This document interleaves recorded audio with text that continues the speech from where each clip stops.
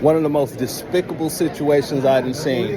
Nobody spoke about black Houstonians at all. Wouldn't even let me ask the question about black Houstonians. But we got a lot of activists in here.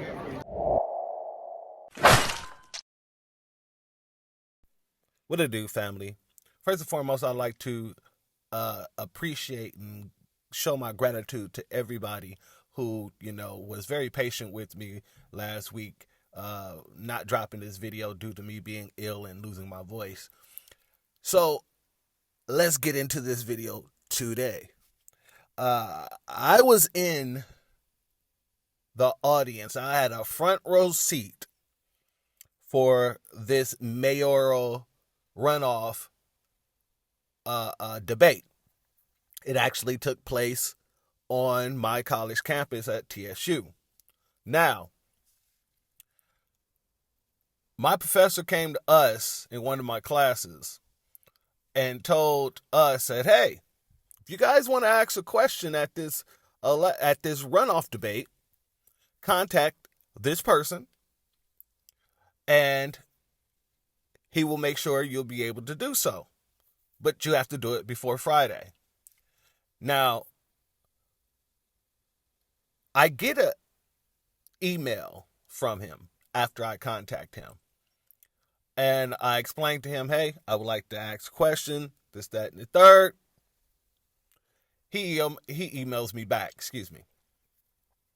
He emails me back and he tells me to arrive at a certain time and he'll see about getting me TV time to ask my question. Now, mind you, I had already submitted my question to, I think it was CBS who was hosting. I can't remember exactly whether it was CBS or NBC. It was one of those, right? Actually, it was ABC. It was ABC. So I'm going there with the full expectation of being able to ask a question, or for my question to be asked by one of the curators. However, that's not what I got. When I arrived there, I actually sat next to Dr. Adams, who is the person who was actually responsible for writing all the students' questions. See, he let that slip up to me because once I introduced myself, he had me sit down next to him. And what he was trying to do was trying to butter me up in a way to where he could let me know that he wasn't going to put me on the television. Also, they wasn't going to be asking my question. But what he was doing was he was trying to toss in these little trinkets of resources towards me, right? Like, let me give you an example. So I was in conversation with him and he was telling me how he's been setting up these debates ever since the President Obama, the last election, not President Obama, ever since the election between Trump and Biden or whatever, 2019, right? So I'm like, oh, okay. So I started, drilling for a little bit more information. I'm like, okay, so how long you been doing this? He told me he's been doing it since, 2019. Okay. And then he was saying how all the students, and of course, all the students he have to prep to ask those questions. But then he let it slip. He said the quiet part out loud. He said, I'm the one that actually wrote those questions, all the questions the students are going to be asking. And I looked at him and I said, is that right? And then they made it very clear what the students, quote unquote, was concerned about. But yet, I'm sitting next to the man who just willingly bragged about writing the questions for the students, working with the students over those questions. But as he's realizing that I am a student as well, he start snapping back into that position. Oh, so you're going to be going to the law school, right? And I'm like, yeah. Have you applied yet? And I'm like, no, not as of yet. And he's like, well, you should connect with this person over here because, he's a brother over here. And, it's good to have friends before you need them than to need them and not have them. He was like, what are you doing next week when you guys got after finals? Give me a call. Let's go out to lunch and all this other stuff. By the time this debate was over, he didn't share that feeling. So I want to jump into this because I want you to see a lot of that. Now, here's a disclaimer. I recorded all of this from my phone. I am not a professional cameraman. So you're going to catch some angles that might be a little bit, off a little bit. But I'm sitting I'm like shoulder to shoulder with a bunch of people who was clearly there to represent for Shelia Jackson Lee, as well as Dr. Adams. But I'm holding this phone up for all this time. Whenever I'm recording, my arm is in the air. So sometimes the phone might drop down, might lose video a little bit, but you're going to have to put up with it because, like I said, I am not a professional videographer, videographer, or anything like that. Okay? But let's jump into it.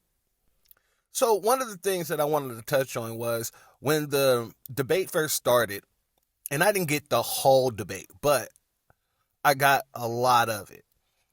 But when the debate first started, the curator made the audience aware that Shelia Jackson Lee was behind by 17,000 votes at the time.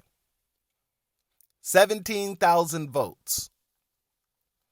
So, my whole thing was, okay, well, why is she down 17,000 votes?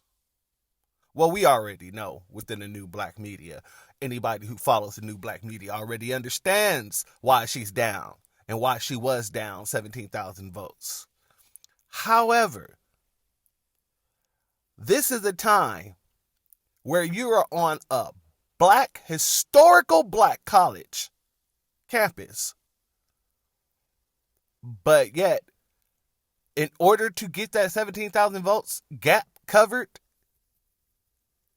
you thought you were going to be able to talk about everything and everyone else. Besides black Houstonians, black TSU students. It all became about, and you're going to hear this in the video, how the curator says that the students are more concerned with crime and infrastructure.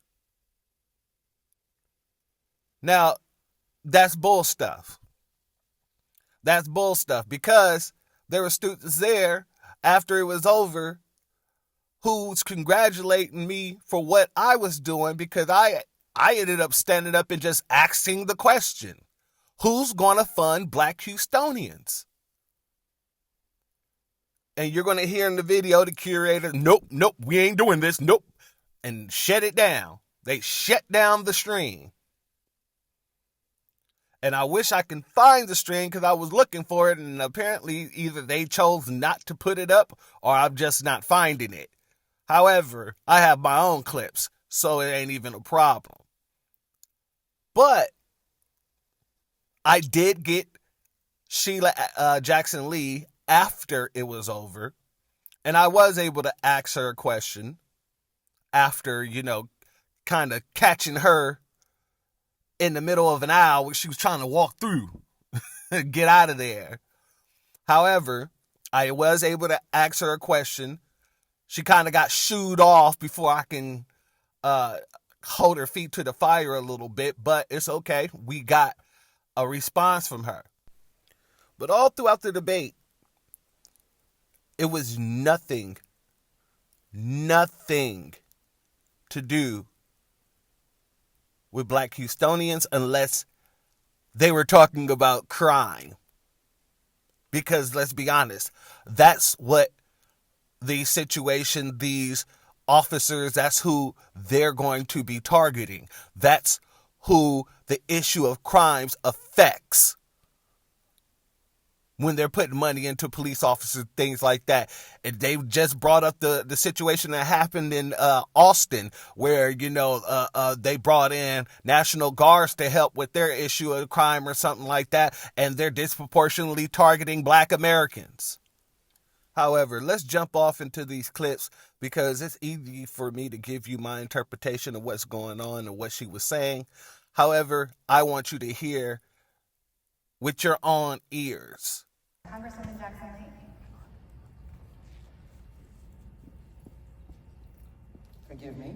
It's a pleasure to be here, and particularly at the historic Texas Southern University, of which I have walked many miles and engaged with students over the years. The question is, what will be Houston's future? What do we want for the future? A person with smart ideas and has the proficiency to get them done? You should ask the question, what has someone done to know what they will do? And that was your downfall. Because when you said you should look at what someone's done to know what they would do, Black Houstonians are looking at what you've done and what you will do, and it ain't no different from anyone else out there. And that's another thing that I noticed about this whole debate situation. It was like she was trying to be a Whitmore light, right? Try to have strong policies like Whitmore, or I guess you could say in the way of making it seem like she's going to be tough on crimes and all this other stuff. But majority of the people there was reading through it that wasn't, in her camp. People were saying that if you're going to be a Whitmore light, why not just go with Whitmore?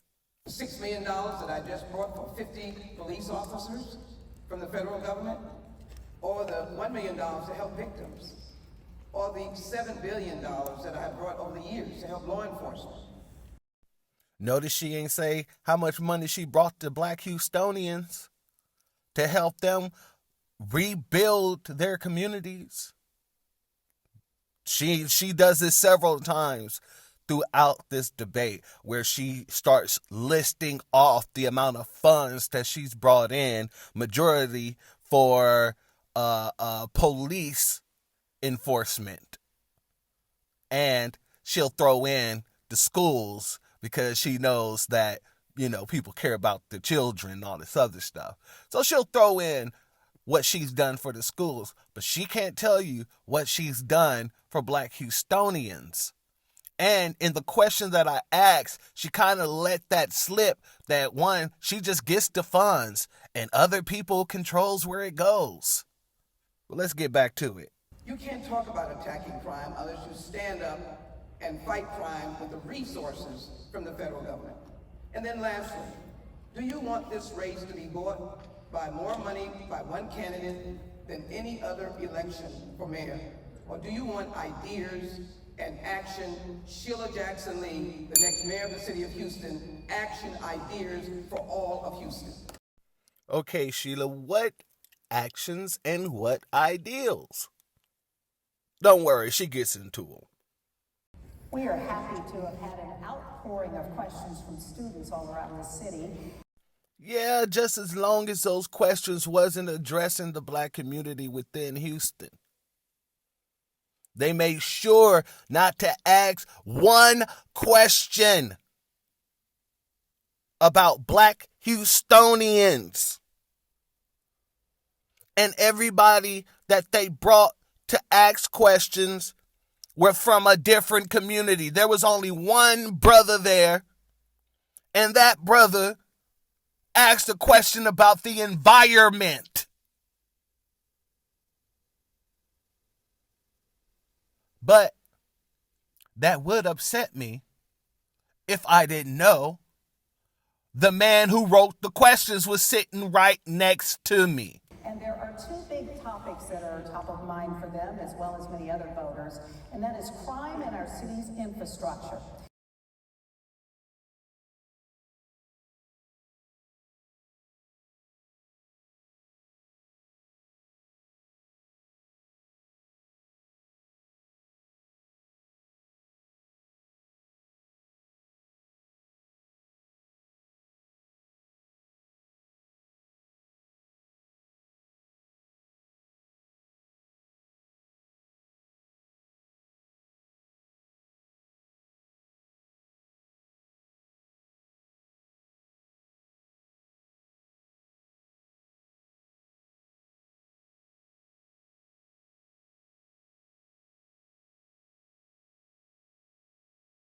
So University of Houston downtown student Ryan Kanawa has a question for the candidates. Ryan? Often when asked about crime and trash in our city, politicians answer with catchphrases like increase the pressure and partner with the community. Do you have a clear objective and articulable plan to reduce crime and clean up Houston? And this is the majority of the people who ask questions. This is what they looked like on a historical black campus. This man didn't even go to the school. But they said they got questions from all over the city. I wonder how many black HBCU students participated in their questionnaires when they were at the University of Houston downtown. I wonder how many of our questions was included when they did their debate there. Because I don't believe it was that much, if at all. You need to get an answer that directly responds to your question. Here's my approach. First of all, let me tell you what the federal government has done in collaboration with my work as a senior member and chair of the Crime Committee on Judiciary. Oh, let me tell you about what I've done. Like I said, you're going to hear that several more times. And the reason why I'm pointing this out, because she has no problem articulating what she's done for the police departments, for certain schooling zones, with private funding and all this other stuff. But when you ask her about the black community, she can't articulate one thing. And then when you ask how to fix it, well, I'm not going to give that away. When you ask her to bring in, or how we can bring in funds to restabilize black Americans, she'll give you the answer that she gave me, which I will be playing. But let's get back to it. We've got 70 new federal prosecutors, 70 indictments of violent gangs, prosecutors coming to help us prosecute. The federal government collaborating directly with the Houston Police Department of getting violent criminals off the street, but moving them through the federal system, which is much faster, though we believe in fairness. Then I will target neighborhoods where the high crime is, show the visibility, clean up that high target area. So basically, in layman terms, she's going to be targeting the black communities, because that's what most police officers do when they speak about targeting high crime areas. All they do is go into black communities and target. I'm not a judge or a prosecutor. I want to get the violent criminals off the street. I have to turn it over to that system. But at the same time, right here we have the alcohol, tobacco, and firearms, the drug enforcement, we have the FBI. They're all waiting to collaborate under Mayor Jackson Lee with our Houston Police Department and the police at the school districts, the police and the sheriffs and the constables working together and then providing the necessary wraparound services to help those who are in desperate need of those kinds of services. We'll clean up crime because we have an action to do it. And you're both welcome to stay seated if you like. I know particularly with the wireless microphones, it may be easier for you to sit while responding. Now, staying on the topic of infrastructure, when Harris County passed a $2 billion bond for flood projects after Hurricane Harvey, the city never did. Given the increase in hurricanes in recent years, does the city need to consider increasing its spending on flood control projects? And if so, where would the money come from? Congresswoman, can we start with you? Well, let me say that this is work that I've already done. I've indicated that as a member of Congress, I asked to have done an Army Corps of Engineers assessment of how bad flooding is in Houston. Of course, I could go to a neighborhood and they would tell me. But we wanted to get the facts. We wanted to work factually with the Harris County Flood District and as well to work with the city and county. City of Houston, these are dollars that I brought in, $975,000, almost $1 million to the Houston Police Department, $4 million for funding an economic project, $2 million for helping a local city with their sewage, $1 million to school districts, has no problem itemizing and articulating the tangibles that she's put into Houston. However, although she mentions the little bit of money that she gave to the HBCUs, however, you don't hear her mention Black Houstonians whatsoever.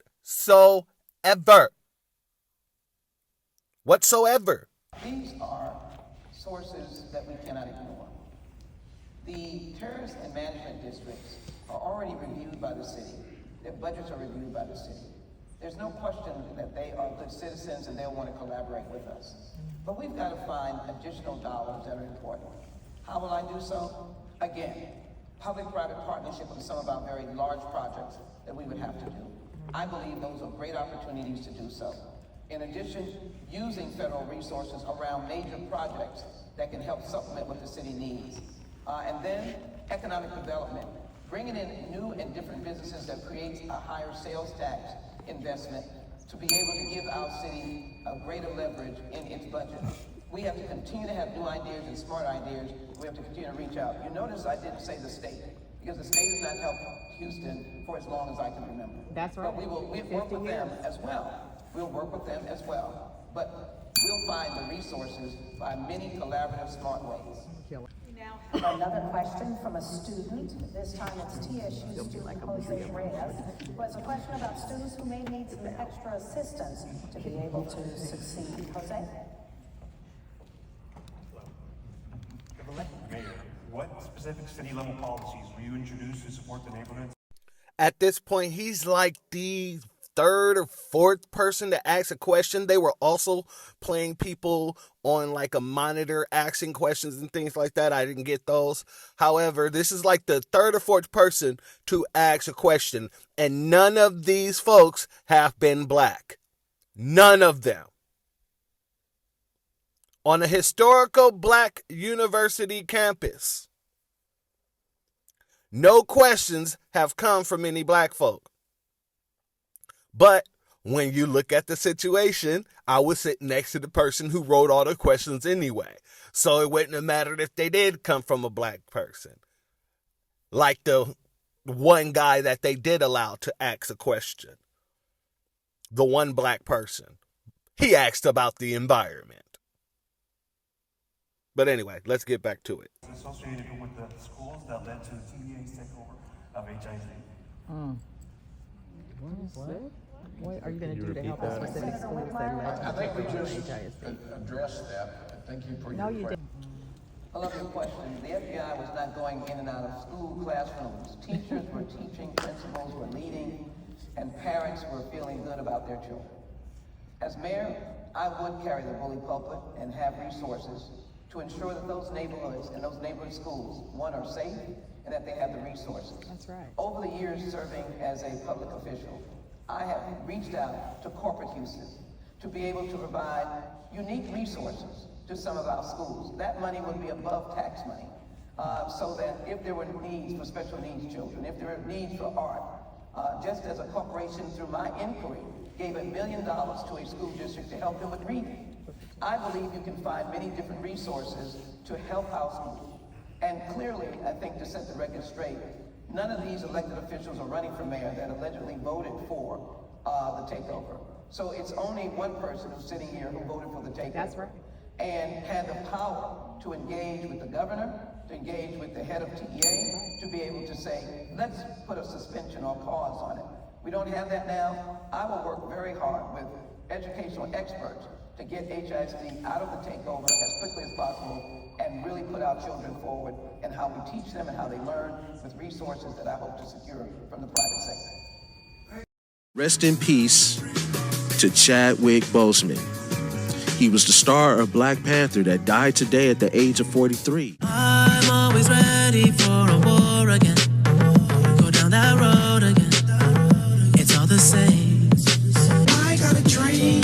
One day. We gonna work it out. One day. We gonna work it out. One day. We gonna work it out. In a world of internet lights, we all look for love.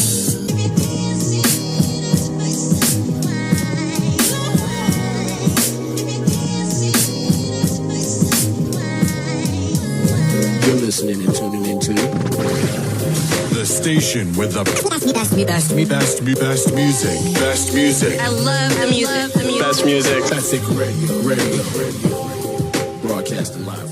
South Carolina, after nearly 30 years in power, James Clyburn has the sixth poorest district among 435 districts in the country. We, his black constituents, have the shortest lives, lowest wealth, and own less homes now than we did during Jim Crow. Do we not deserve better? Greg Marcel Dixon has a plan to repair Black America. Reparations, reforming heirs property, reinstating the Freedmen's Bureau. We deserve better than James Clyburn. Let's vote like it. Vote for Greg Marcel Dixon to repair Black America, to fix America. This next question comes from Courtney Gauss, who is a student here at TSU, and it involves housing.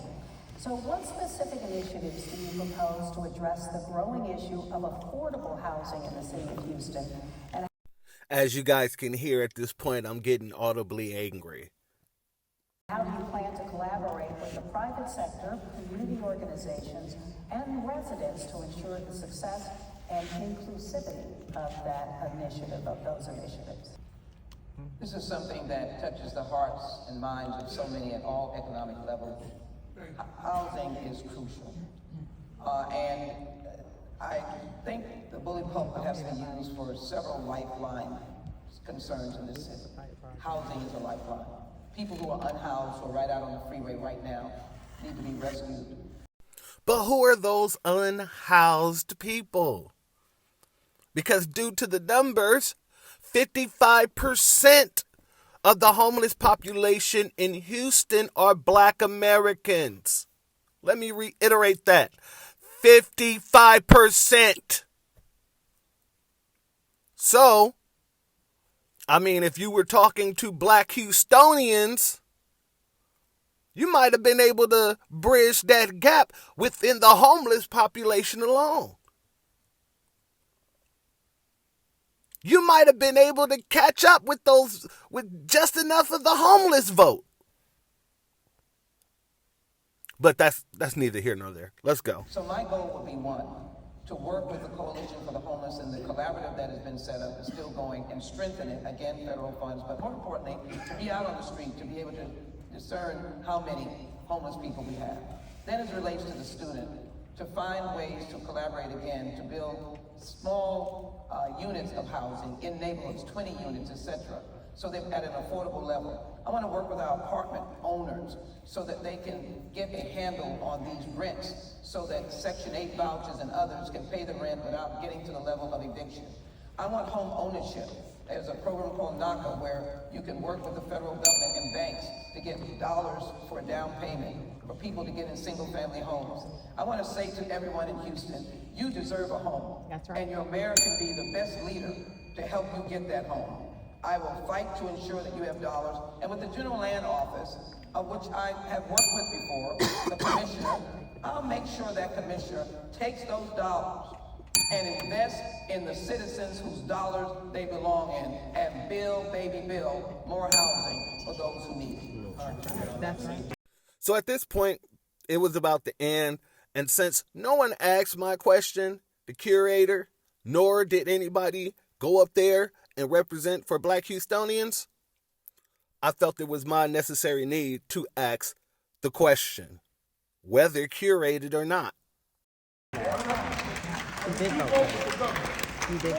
Real quick, I just want to know who's going to fund Black Houston. I just want to know who's going to fund Black Houston. That's it.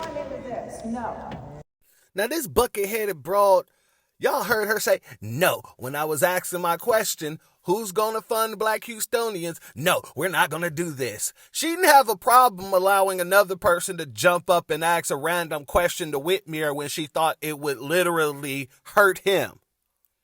But the second I start asking who's going to fund Black Houstonians, all of a sudden she's, no, we're not going to do it. No. And this is what trying to control a narrative looks like.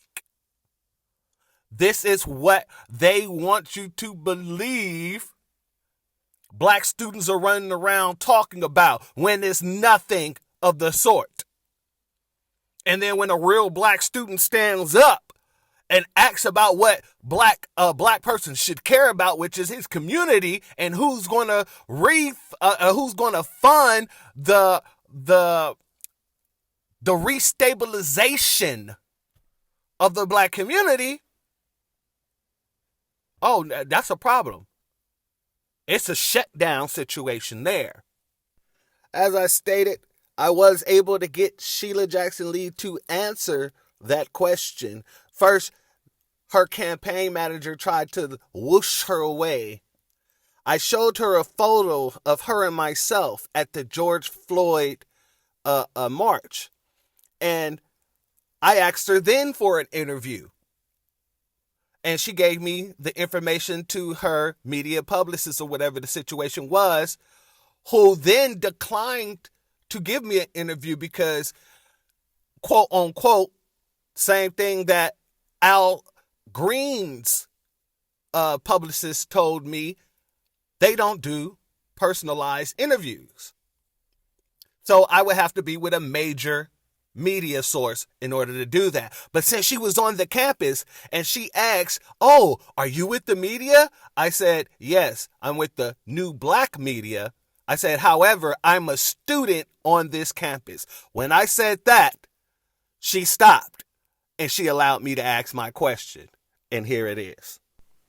So, Miss Lee, I just wanted to ask, because I didn't get a chance to ask up there, with all the funds that you've brought into the city, one of my major concerns is what we can actually do to bring funds into the black community to help with the restabilization of black Houstonians.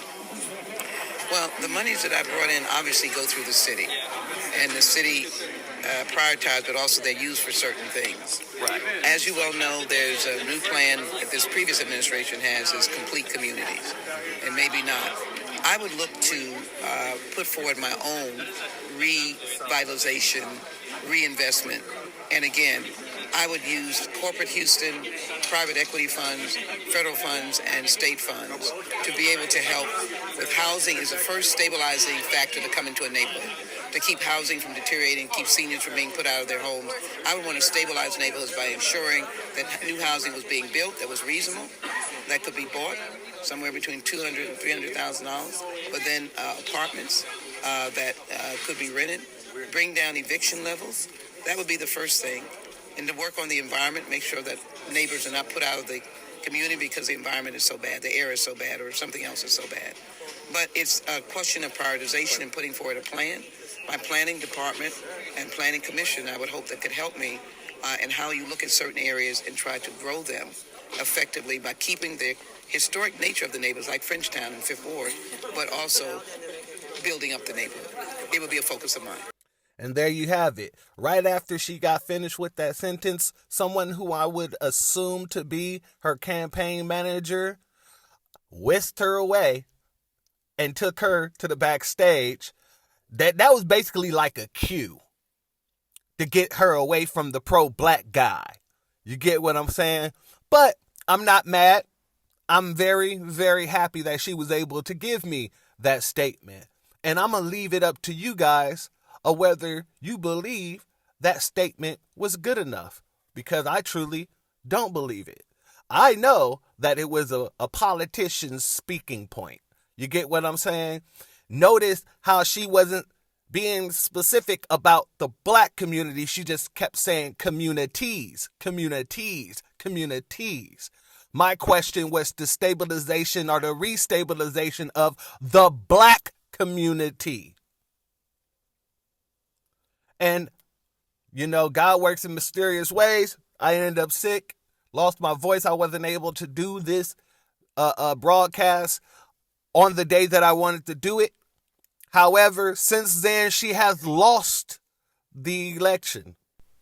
And because she lost that election, she's now trying to regain her seat in Congress.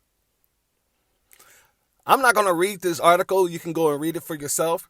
But basically what this article is saying is that she's going to have an even tougher time keeping her seat if she wasn't able to get people to come out and support her for this mayoral run. And I 100% agree. If you're not talking to your base specifically about what you're going to do for them and how you're going to help their situation, why would your base come out for you? Why would the people who put you in office return to the polls to put you back into a place where we saw you wasn't doing nothing at that level before? Then you want to come down to the local level. We don't come out for you because you're not voicing or articulating what you've done for the black community or what you will do for black Houstonians, your base. But yet, you think that you're going to get back to Congress. It is not going to be a hard situation to do. No. In this article, it also speaks about the candidate that she's going to be running against and how the candidate is over $1 million ahead in campaign funds that Shelia Jackson Lee do not have and most likely will be bailed out by different congressional groups, different commissions, if you will. So we're seeing this awakening that they don't want to see. They're seeing the awakening that they do not want to see because you can articulate everything that you've done for the city, whether it was for education, development projects, whether it's for police enforcement, law enforcement. You can articulate all that, but not one thing was articulated to show that you support the base that you wanted to support you. And with that being said, family, if you have not hit that like, hit that like. If you are not subscribed, go ahead and hit that subscribe button so we can keep in contact with each other about the details of our communities. Leave a comment. Let me know how you feel about Shelia Jackson Lee losing her mayoral race and now she's trying to run back to Congress with it. If we didn't come out for you then, what makes you think we'll come out for you in 2024? Especially with the Democratic Party doubling down on their ignorance. Y'all thought y'all was going to get y'all different type of coalitions and things like that. Y'all wasn't going to need us anymore and all this other dumb stuff. But you're seeing left and right the blowback from those situations. And you deserve to. And I'm here for all of it. With that being said, you all stay safe, family. Peace.